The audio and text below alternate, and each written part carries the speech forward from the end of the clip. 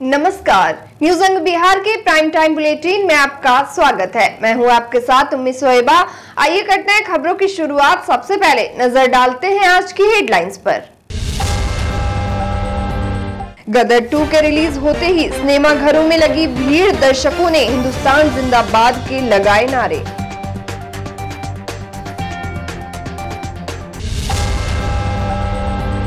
विश्वविद्यालय कैंपस में बाढ़ पीड़ितों के प्रवेश पर कुलपति ने लगाई रोक, कहा पठन पाठन हो जाता है बाधित।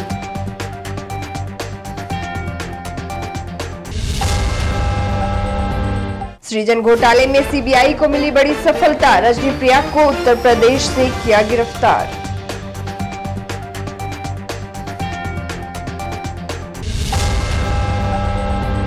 अनियंत्रित ट्रक की चपेट में आने से दिव्यांग की हुई मौत, ट्रैफिक डीएसपी ने दिखाई मानवता।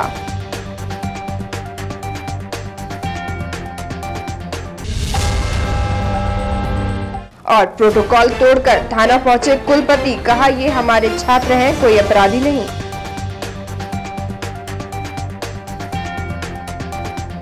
और अब समाचार विस्तार से।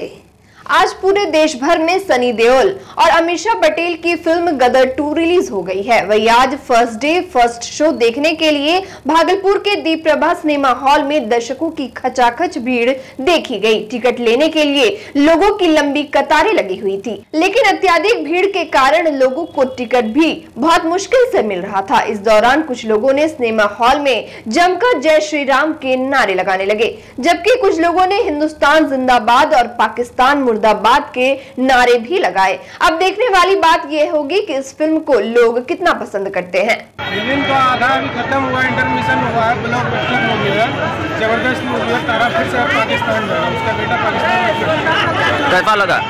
कैसा लगा फिल्म? फिल्म अभी जबरदस्त लगा है। क्या है फिल्म? ब्लॉकबस्टर अभी बाकी है पूरा। फिर से तारा पाकिस्तान का फिर से नाम बन जबरदस्त मूवी है। आज फर्स्ट दिन फर्स्ट शो आप देखिए, बहुत जबरदस्त है। गंगा नदी का जलस्तर तेजी से बढ़ रहा है। नाथनगर के रत्तीपुर बेरिया पंचायत के दिलदारपुर गांव में 60 से अधिक घरों में बाढ़ का पानी घुस गया है, जबकि पंचायत के करीब 700 घरों में भी बाढ़ का खतरा मंडराने लगा है। जमुनिया तालाब भी लबालब हो गई है। जिनके घरों में पानी घुसा है वे ऊंचे स्थानों पर जाने की तैयारी कर रहे हैं। लोगों ने बताया कि 2-4 दिन के अंदर रत्तीपुर बेरिया पंचायत पूरी तरह बाढ़ के चपेट में आ सकती है। लोगों ने बताया कि शंकरपुर एवं दिलदारपुर गांव के चारों ओर पानी है। जमुनिया नदी पर बना चचरी पुल भी डूब गया है। बार बार नाव फंस रही है। पीड़ितों ने प्रशासन से बड़ी नाव चलाने की मांग की है। इधर तिलका मांझी भागलपुर विश्वविद्यालय के कुलपति प्रोफेसर जवाहर लाल ने कहा कि इस बार बाढ़ आएगी तो बाढ़ पीड़ितों को विश्वविद्यालय के कैंपस में शरण लेने नहीं दिया जाएगा। पहले विश्वविद्यालय के गार्ड उन्हें रोकेंगे और वे नहीं रोक पाएंगे तो जिला प्रशासन की मदद ली जाएगी। प्रोफेसर लाल ने कहा कि विश्वविद्यालय के विभिन्न हिस्सों में बाढ़ पीड़ित आकर रहने लगते हैं। वे लोग टोका लगाकर बिजली का भी उपयोग करते हैं और बिल विश्वविद्यालय को भरना पड़ता है। कुलपति प्रोफेसर जवाहर लाल ने कहा कि विश्वविद्यालय कैंपस में बाढ़ पीड़ितों के आ जाने से पठन पाठन बाधित होने लगता है। साथ ही लाखों रुपए खर्च कर सफाई भी करवानी पड़ती है। वीसी ने आज प्रॉक्टर प्रोफेसर एसडी झा को डीएम, एसएसपी एवं जिले के वरीय पदाधिकारी को पत्र लिखकर बाढ़ पीड़ितों को कैंपस से हटवाने को कहा है। कुलपति ने प्रॉक्टर को निर्देश दिया कि तत्काल विश्वविद्यालय थाना को इसकी सूचना दी जाए और लोगों को खंबा खूंटी गाड़ने से रोका जाए। बता दें कि विश्वविद्यालय के पीछे बसे शंकरपुर और दिलदारपुर के ग्रामीण विश्वविद्यालय के टिल्हाकोटी सेंट्रल लाइब्रेरी एवं प्रशासनिक भवन परिसर में हर साल काफी संख्या में शरण लेने आते हैं, लेकिन इस बार कुलपति प्रोफेसर जवाहर लाल ने प्रवेश पर रोक लगाने का आदेश दिया है। मैं बताता हूं, बाढ़ पीड़ित लोगों के साथ मेरी सहानुभूति है, लेकिन यह विश्वविद्यालय है और मैंने अपने प्रॉक्टर को यह बताया है कि आप जो है ना पूरे एडमिनिस्ट्रेशन को, चाहे वो हमारे जिलाधिकारी हों या नगर निगम हो या और लोगों के जो उच्च अधिकारी हैं, वो टीला कोठी में आने की परमिशन विश्वविद्यालय द्वारा नहीं दी गई है। इसलिए कि पिछले बार मैंने ये देखा है कि विश्वविद्यालय में जो भी शरणार्थी जो बाढ़ से पीड़ित हैं उनका कैंप यहाँ लगा दिया जाता है। और पूरे विश्वविद्यालय में इतनी गंदगी रहती है, गाय भैंस और वो गोबर, साथ साथ पूरे गंदगी का विश्वविद्यालय में हमारे छात्र और छात्राएं मतलब चल नहीं सकते हैं। वो लोग तरह तरह के सामान ऐसे लेकर के आते हैं जिसके रोड पर भीड़ लग जाती है, वो रोड पर लगा देते हैं। पूरा लाइब्रेरी छिक जाता है, जिसमें कि लाइब्रेरी में अभी प्रत्येक दिन अध्यापन का कार्य होता है। और सबसे बड़ा महत्वपूर्ण चीज है कि यह बात गवर्नर हाउस में गई है कि यहाँ का बिजली विद्युत विभाग ने करीब 50 करोड़ का दावा किया है। राजभवन सोर्सों से मुझे सोर्सेस से पता चला है कि उनका यह भी कहना है कि ऐसा लगता है कि पूरा भागलपुर विश्वविद्यालय का जो घरों का जो बिजली है वहाँ चला जाता है। इसलिए मैं बिजली की चोरी पर भी काफ़ी कड़ाई से देख रहा हूँ, कहाँ ज़्यादा खपत है या मिसयूज हो रहा है उसको मैं कंट्रोल कर रहा हूँ। और ये लोग पिछले बार जब आए थे तो वहाँ पर बिजली में टोका लगा करके भी बिजली का जो है करते हैं और महीनों महीनों रह जाते हैं। महीनों विश्वविद्यालय का वातावरण माने प्रदूषित हो जाता है। साथ ही साथ लॉ एंड ऑर्डर की समस्या उत्पन्न हो जाती है। एक बार की ऐसी भी घटना है कि यही बाढ़ पीड़ित आए थे और महिला छात्रावास में रात में घटना घटी थी। तो कानूनी दृष्टिकोण से, लॉ एंड ऑर्डर मेंटेन करने के दृष्टिकोण से, विश्वविद्यालय की सुंदरता बनाए रखने के दृष्टिकोण से, विश्वविद्यालय में पठन पाठन कोई बाधा नहीं हो, विश्वविद्यालय के एग्जामिनेशन में कोई बाधा नहीं हो, इन सारे दृष्टिकोण को रखते हुए मैं यहाँ के जिला अधिकारी साहब को और साथ साथ जो भी उच्च स्तरीय अधिकारी हैं विश्वविद्यालय के द्वारा पत्र लिखा जा रहा है कि यहाँ पर नहीं लगाया जाए। और विश्वविद्यालय ने यह निर्णय लिया है कि इस बार लगाने की अनुमति नहीं मिलेगी। बिहार के बहुचर्चित सृजन घोटाले में सीबीआई को बड़ी सफलता हाथ लगी है। करीब 2000 करोड़ रुपए के सृजन घोटाले के उजागर होने के 6 साल बाद आखिरकार सीबीआई मुख्य आरोपी रजनी प्रिया तक पहुंच ही गई। गुरुवार को पटना सीबीआई की टीम ने यूपी के गाजियाबाद के पास साहिबाबाद से एक किराए के मकान से रजनी प्रिया को गिरफ्तार कर लिया। इसके बाद उसे सीबीआई कोर्ट में पेश किया गया, जहां से 2 दिन की ट्रांजिट रिमांड पर उसे पटना लाया जा रहा है। शुक्रवार की सुबह उसे हवाई जहाज से पटना लाया जाएगा।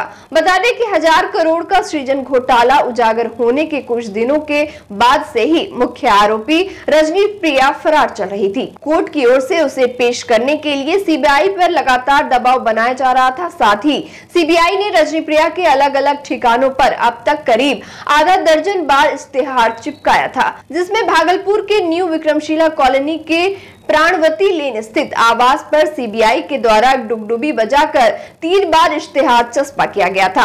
इसके बाद भी वह हाजिर नहीं हुई थी। वही अब सीबीआई एसपी के नेतृत्व में गुप्त सूचना के आधार पर साहिबाबाद से उसे गिरफ्तार किया गया है। जिस किराए के मकान में वह रह रही थी वहां से कई डायरी और कागजात जब्त किए गए हैं। उस घर को सीबीआई ने सील कर दिया है। साथ ही रजनी प्रिया के बेटे और नौकर को वही पास में रह रहे उनके परिजनों के साथ रखा गया है। अब सीबीआई उसे कोर्ट में पेश करेगी। भागलपुर के बरारी थाना क्षेत्र अंतर्गत मेडिकल कॉलेज के समीप एक वाहन ने दिव्यांग के ट्राईसाइकिल में जबरदस्त ठोकर मार दी, जिससे घटनास्थल पर ही दिव्यांग युवक की मौत हो गई। वही ड्राइवर गाड़ी छोड़कर फरार हो गया। घटना की सूचना पर बरारी थाना पुलिस के साथ साथ ट्रैफिक डीएसपी घटनास्थल पर पहुंचे और शव को अपने कब्जे में लेकर पोस्टमार्टम के लिए भेज दिया।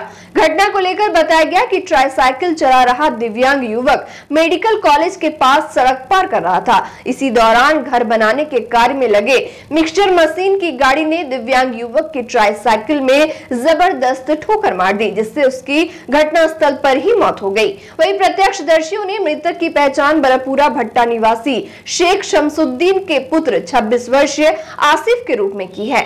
दुखद घटना है। एक ट्राईसाइकिल पे विकलांग था लड़की, उसको मिक्सर गाड़ी है, बीच दिन में अपना पॉस एरिया है, भीड़ में चलता है, कैसे लगी नहीं मतलब ये मालूम हुआ कि एक्सीडेंट कर गया। भागे आए तो देखते उस लड़के का डेथ हो गया। मिक्सर मशीन छोड़ के ड्राइवर भाग गए। वाहन को सीज करके अभी गौशाला थाना के पास लगाएगा, सिपाही के साथ भेजा गया है। और वक्त हो चला एक छोटे से ब्रेक का, मिलते हैं ब्रेक के बाद।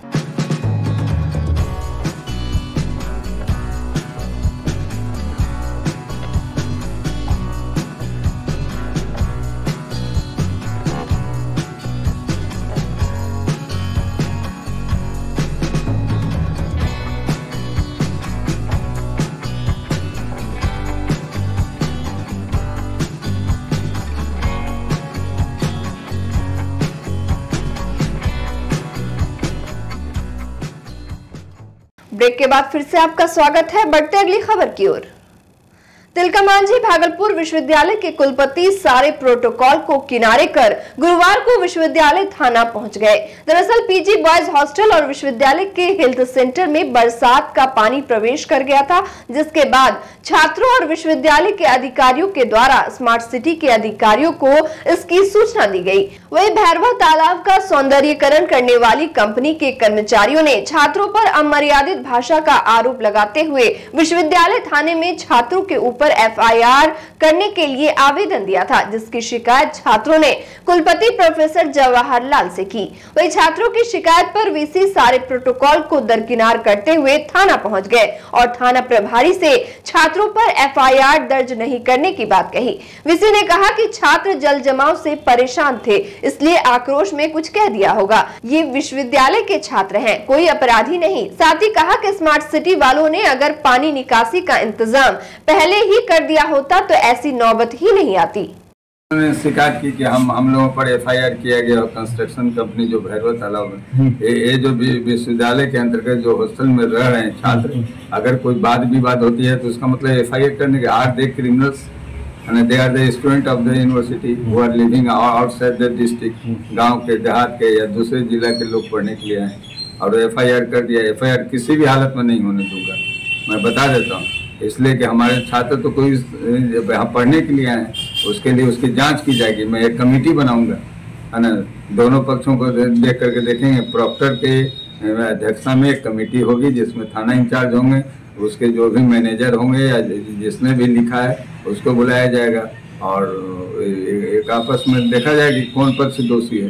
क्योंकि उसने अगर लिखा एप्लीकेशन तो हमारे छात्रों ने भी आवेदन दिया थाना में ना। भागलपुर समेत आसपास के क्षेत्रों में विषहरी पूजा को काफी आस्था के साथ एवं धूमधाम से मनाया जाता है। विषहरी पूजा अंग जनपद की एक लोक गाथा पर आधारित त्योहार है। इस त्योहार को लेकर अभी से पूरे शहर में तैयारी शुरू हो गई है। साथ ही प्रशासन भी सुरक्षा को लेकर व्यापक इंतजाम करने में जुटी हुई है।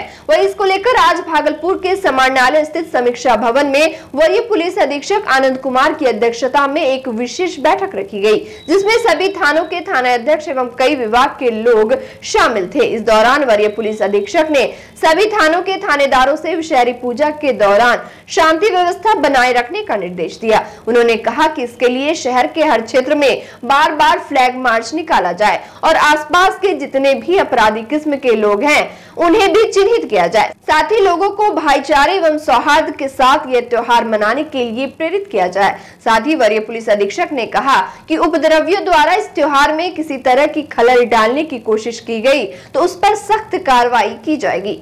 भागलपुर के कोतवाली स्थित दिगंबर जैन मंदिर में परम पूज्य विशल्य सागर जी महाराज ने स्रोत के नवम काव्य की व्याख्या की। उन्होंने बताया कि समस्त दोषों से रहित आपका गुण कीर्तन तो दूर की बात है, मात्र आपकी कथा चरित्र चर्चा से प्राणियों के पाप नष्ट हो जाते हैं। जैसे कि सूर्य तो बहुत दूर रहता है, लेकिन उसकी किरणों की कांति ही सरोवर में कमलों को खिला देती है।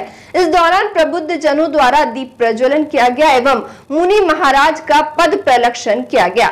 आज की प्रवचन श्रृंखला में संयोजक जय कुमार जी काला एवं उप संयोजक सुमित पाटनी, महामंत्री पदम जैन, मनोज जैन, विशाल पाटनी, सुशीला काला, सुनील छाबरा, सुनीता पाटनी, सीमा जैन, सुमित बरजात्या, राजीव पाटनी, अजय पाटनी, अशोक पाटनी, सुनील जैन समेत कई लोग मौजूद थे।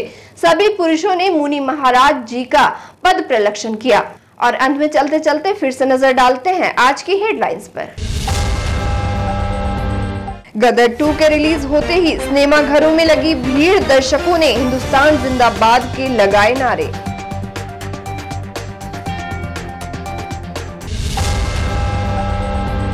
विश्वविद्यालय कैंपस में बाढ़ पीड़ितों के प्रवेश पर कुलपति ने लगाई रोक, कहा पठन पाठन हो जाता है बाधित।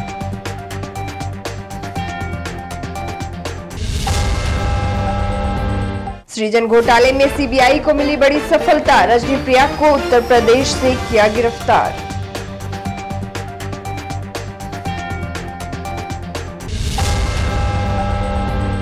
अनियंत्रित ट्रक की चपेट में आने से दिव्यांग की हुई मौत, ट्रैफिक डीएसपी ने दिखाई मानवता।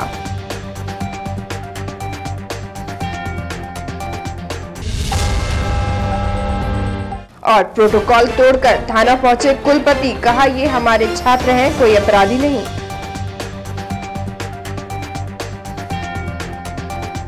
आज के इस बुलेटिन में बस इतना ही। नमस्कार।